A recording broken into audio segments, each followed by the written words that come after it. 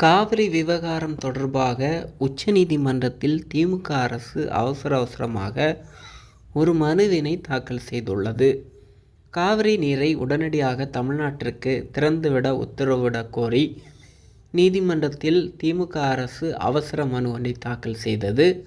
திமுகவின் விவசாயிகள் அணி செயலாளர் விஜயன் தாக்கல் செய்துள்ள இந்த மனுவில், கடந்த ஜூலை 28 காவிரி நீர் ஒழுங்குமுறை குழு வழங்கியதும், ஜூலை 30 காவிரி நீர் மேலாண்மை ஆணையம் உறுதி செய்ததுமான உத்தரவை கர்நாடக அரசு உடனடியாக முழுமையாக செயல்படுத்துமாறு உத்தரவிட வேண்டும். அதன்படி உச்சநீதிமன்றத்தின் உத்தரவு பிறப்பிக்கப்பட்ட நாளிலிருந்து தொடர்ந்து 15 நாட்களுக்கு தினமும் 3500 கன அடி தண்ணீர் பிலிகுண்டுலுவிலும் திறந்துவிடவும், ஜூலை 29 முதல் ஏற்பட்டுள்ள பற்றாக்குறையையும் ஈடு செய்யுமாறு உத்தரவிட வேண்டும்.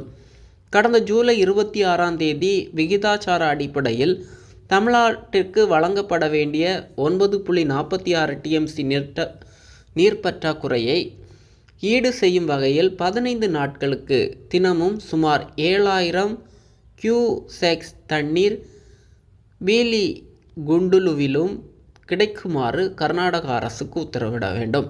கர்நாடக அணையிலிருந்து திறக்கப்படும் நீரையும் பிலிகுண்டுலுவிலும் கிடைக்கும் நீரின் அளவையும் காவிரி நீர் மேலாண்மை ஆணையம் தினசரி கண்காணித்து அதன் அமலாக்க நிலையை உச்சநீதிமன்றத்தில் அறிக்கையாக தாக்கல் செய்யுமாறு உத்தரவிட வேண்டும். வழக்கின் உண்மை நிலைகள் மற்றும் சூழ்நிலைகளை கருத்தில் கொண்டு நீதியை நிலைநாட்டுவதற்கு தேவையான பிற உரிய உத்தரவுகளையும் உச்சநீதிமன்றம் பிறப்பிக்க வேண்டும் என